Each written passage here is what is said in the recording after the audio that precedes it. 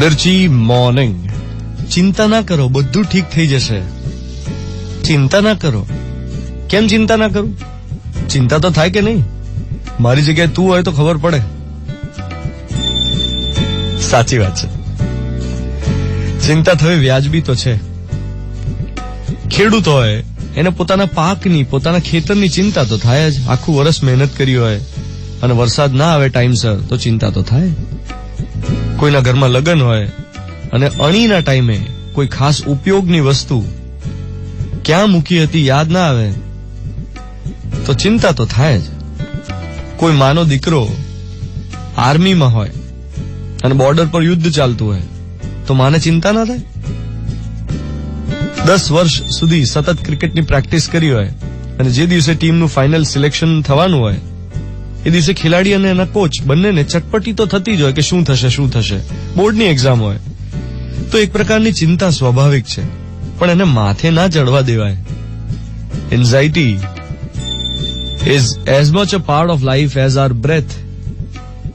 પણ આપણે કેવું છે, અત્યાર સુધીમાં પુસ્તકોમાં ખૂબ વાંચ્યું કે ચિંતા સમાન, ચિંતાથી ગભરાઓ નહીં, એનો સામનો કરો. પણ કોઈ એને જ શીખવાડતું કે જયારે એન્ઝાઇટી અટેક આવે ત્યારે કરવાનું શું. હાથ પગમાં પરસેવો છૂટી જાય, ધ્રુજારી થઈ જાય, બીપી લો થઈ જાય, હાઈ થઈ જાય, માથું બમવા લાગે, ચક્કર આવે, ત્યારે કરવાનું શું? એ કોઈ નથી શીખવાડતું. જયારે તમારી ઉપર ચિંતા સવાર થઈ જાય ત્યારે શું કરવાનું?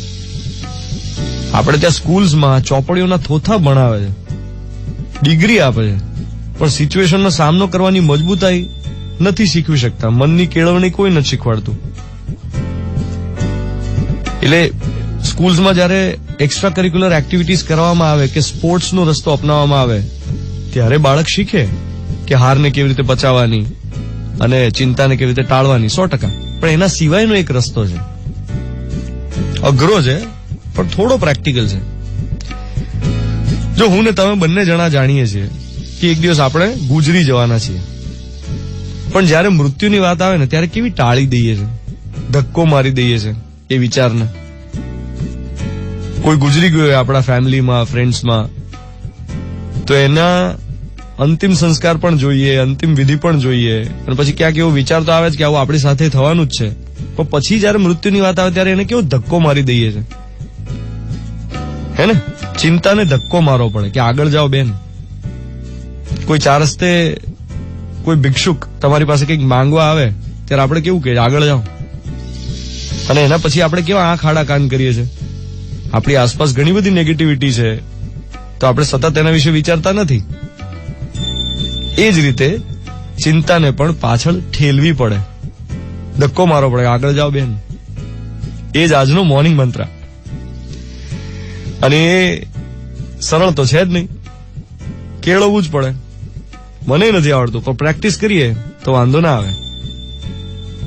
7:14 થઈ રહી છે. Mirchi 98.3, 13 March 2018, Tuesday morning. હું છું ધ્વનિત તમારી સાથે. Good morning my dear.